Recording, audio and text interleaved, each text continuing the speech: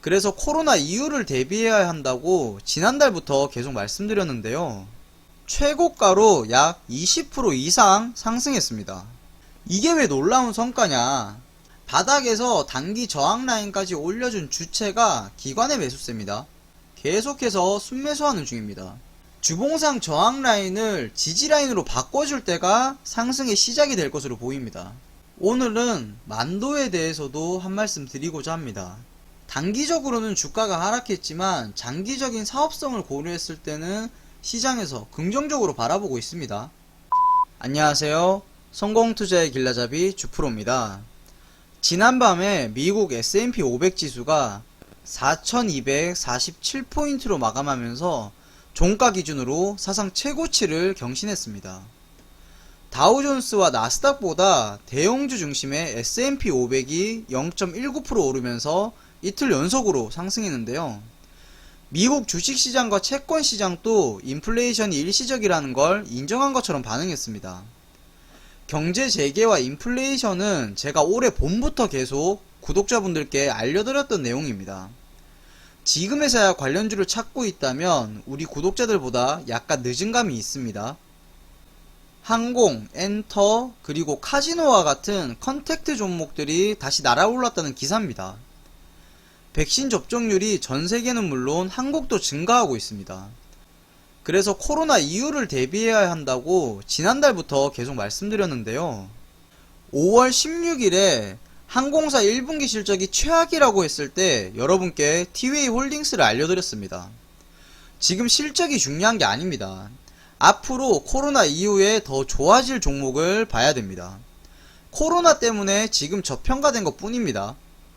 이런 게 바로 저평가 우량주입니다. 소개해드린 이 지점부터 최고가로 약 20% 이상 상승했습니다. 5월 20일에는 아예 엔터주 하나랑 카지노주 하나씩 알려드렸었는데요. 코로나가 끝나면 콘서트 열리죠. 엔터주는 다시 오를 수밖에 없다고 말씀드렸습니다. 그러면서 YG 엔터를 소개해드렸고 5월 20일부터 8거래일 만에 최고가로 약 10% 이상 상승했습니다. 강원랜드도 소개해드린 거 기억하실 겁니다.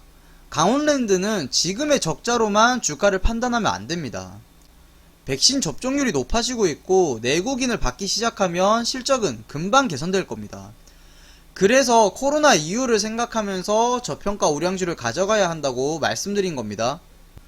강원랜드도 소개해드린 날부터 6월 초까지 약 10% 이상 상승했습니다. 다들 삼성전자나 SK하이닉스만 바라볼 때 저평가 우량주로 가장 먼저 알려드렸습니다. 이 종목들 말고도 영상에서 소개한 이유로 상승 중인 종목은 셀 수 없이 많습니다. 한 발 앞선 투자를 하고 싶다면 우리 채널 구독하시고 영상만 시청하셔도 충분합니다. 첫 번째 종목은 SK바이오사이언스입니다. 많은 분들이 잘 알고 있는 백신이랑 바이오 의약품 기업인데요. SK바이오사이언스가 7월달에 코로나 백신 임상 3상에 진입할 예정입니다. 정부에서도 온갖 지원을 아끼지 않고 있는데요. 그래서 임상에 성공한다면 내년에 상용화도 멀지 않은 이야기가 될 것 같습니다. SK바이오사이언스가 개발 중인 코로나 백신 GBP510에 결합된 나노 입자에 시장에 이목이 집중되고 있습니다.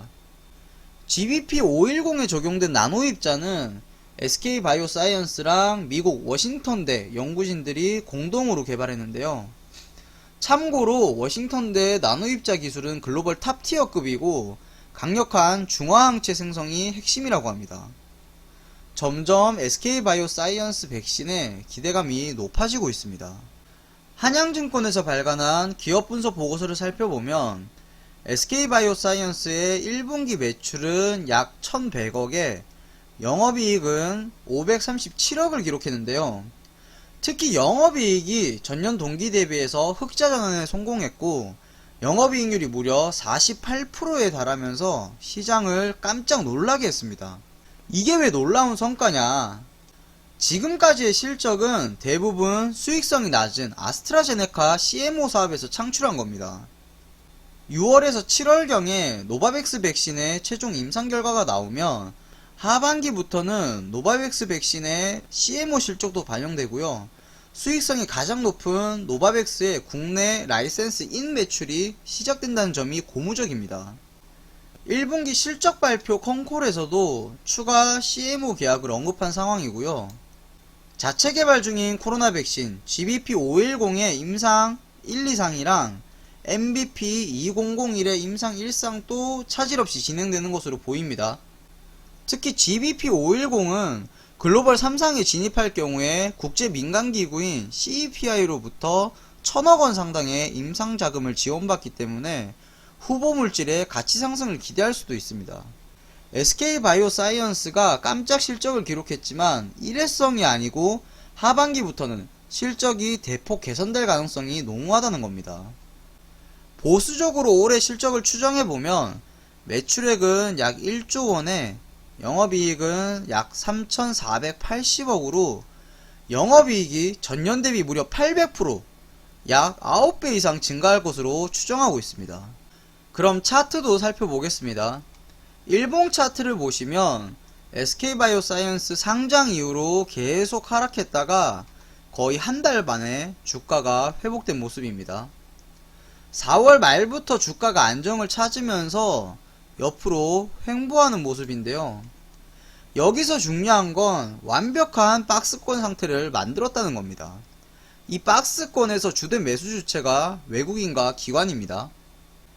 수급 현황을 보시면 5월 중순부터 외국인이 집중적으로 매수를 하고 있습니다. 거의 하루도 안 빠지고 순매수하는 중인데요. 6월 10일에는 대량 매도가 나왔지만 기관들이 물량을 받아주면서 주가도 소폭 상승했습니다. 근래 들어서는 기관도 계속 순매수하는 중입니다.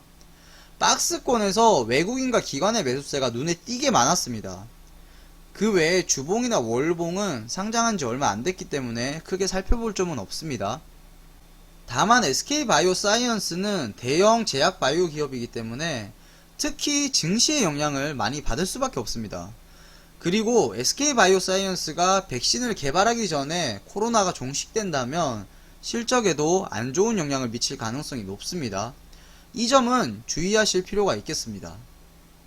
두 번째 종목은 NHN입니다. NHN은 간편결제 서비스랑 웹툰, 게임 사업 등을 영위하는 기업입니다. 교보증권에서 발간한 기업 분석 보고서를 살펴보면 NHN의 1분기 매출은 4,600억에 영업이익은 292억을 기록했는데요. 신작 게임이 없었음에도 불구하고 시장 예상치를 상회하는 호실적을 달성했습니다. 실적 개선의 이유를 뜯어보면 전 부문에 걸쳐서 실적 개선 효과가 뚜렷한데요.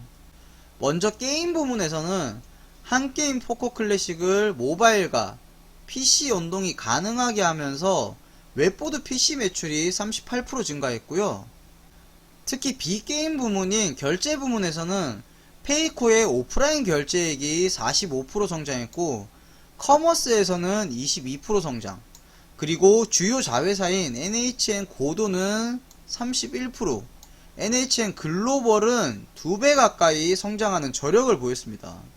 기존 사업인 게임 부문과 폭발적으로 성장하고 있는 결제, 커머스 등의 부문을 종합적으로 고려해서 올해 실적을 추정해보면 매출액은 1조 9,800억에 영업이익은 1,300억으로 영업이익이 전년 대비 27% 증가할 것으로 예상됩니다. 그리고 카카오 계열사들의 IPO에 자극을 받았는지 NHN 계열사도 증시 상장을 준비하고 있습니다. 이커머스 솔루션의 핵심 계열사인 NH고도가 그 주인공인데요. 기대 이상의 재무성과로 2023년 상반기를 목표로 상장을 계획하고 있습니다. 차트도 살펴보겠습니다.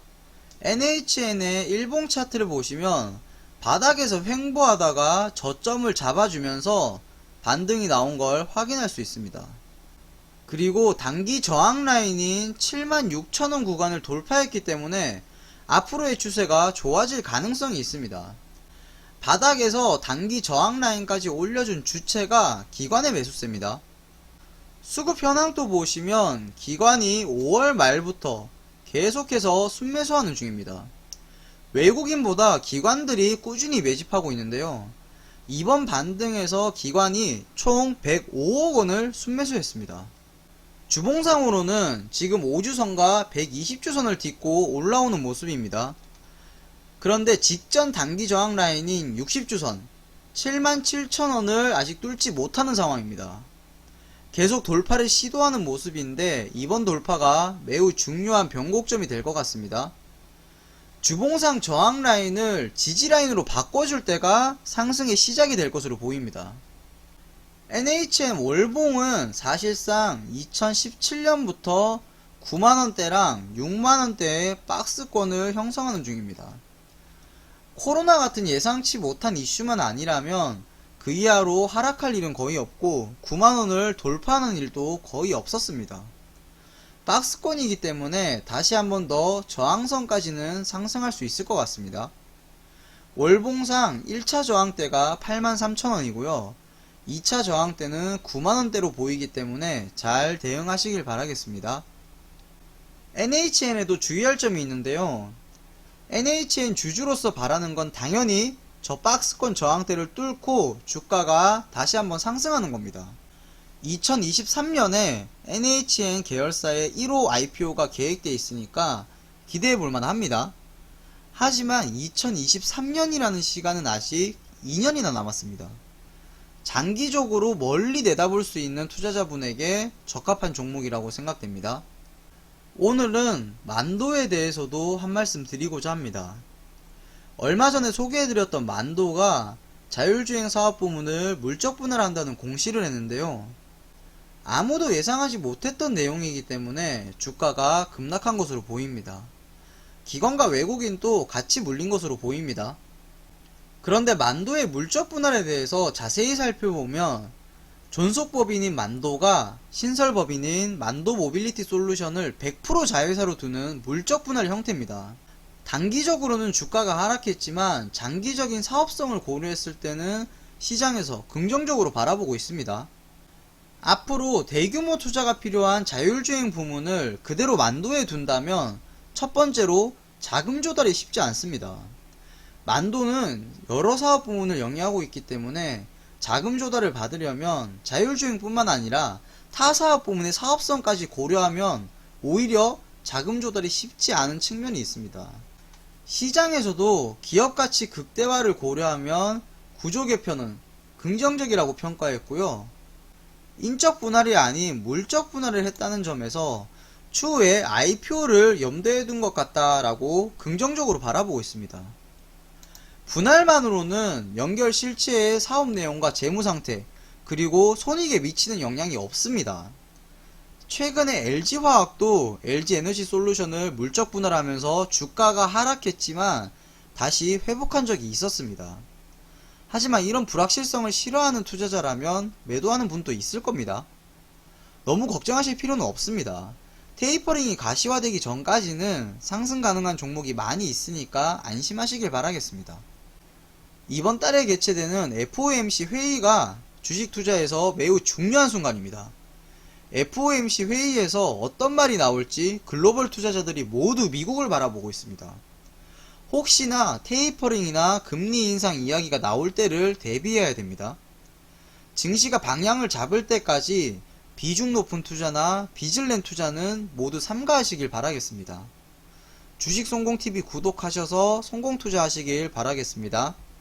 댓글과 좋아요로 여러분이 잘 시청하고 계신지 말씀해 주시면 감사하겠습니다.